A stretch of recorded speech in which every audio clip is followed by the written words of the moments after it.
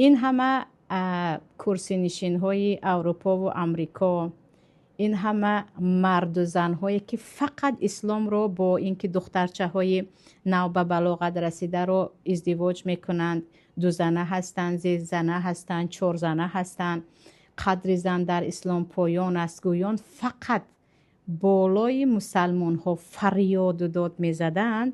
خداوند اینقدر شرمنده شان کرد که الان آن را هیچ رو پوش کرده نتوانسته ایستادن. اپستین همون نفری هست که جزیره رو خریده، تقریبا با تمام کرسی نشین های از حد بلند پایه در آنجا پناه به کارهای مشغول شد است که حتی حیوان به آن مشغول نمی شود. با 3-4 دخترچه در یک بارگی مثلا نزدیکی کردن و چی دیگر شرمندگی های کردن، آن رو یعنی حتی حیوان نمی تواند تحمل کند که این گونه چیز شده است. یعنی گوش ها شرم دارن از شنیدنش. و این رو گفته می توانیم که وقتی که خداوند شما رو چهره اساسیتان رو نشان داد یا نشان دادنی شد، هیچ عذر پرسیدن شما نمی تواند آن را پنهان کند.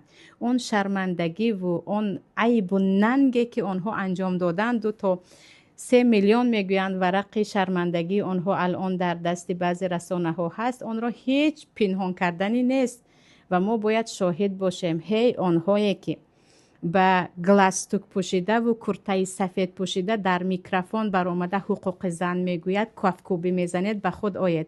اولین کسانی که حقوق زن را پایمال میکنند همانها هستند. همون نفرانی که بالای منبرها برآمده حقوق زن است، زن باید مثل مرد کار کند، زن اگر مدل شد و یوبکه نصفی پوشید او آزاد است، زن اگر حجاب پوشید و در خانه هست او آزاد نیست، میگویند انا اینها دشمنهای زن هستند. خداوند آشکار کرد که اسلام همیشه زن را بالا میداند و زن مسلمان در نزد شوهر و همسر و برادرش امانت الله است. انا در نزد آنهایی که اینقدر حقوق زن میگوید، زن از مال فرق نمی کند، از حیوان فرق نمی کند.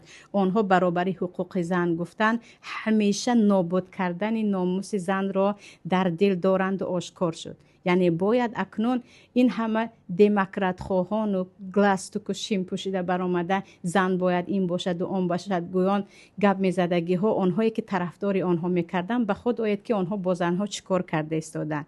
اسلام در کجا قدرش بالا هست؟ در غرب یا در شرق؟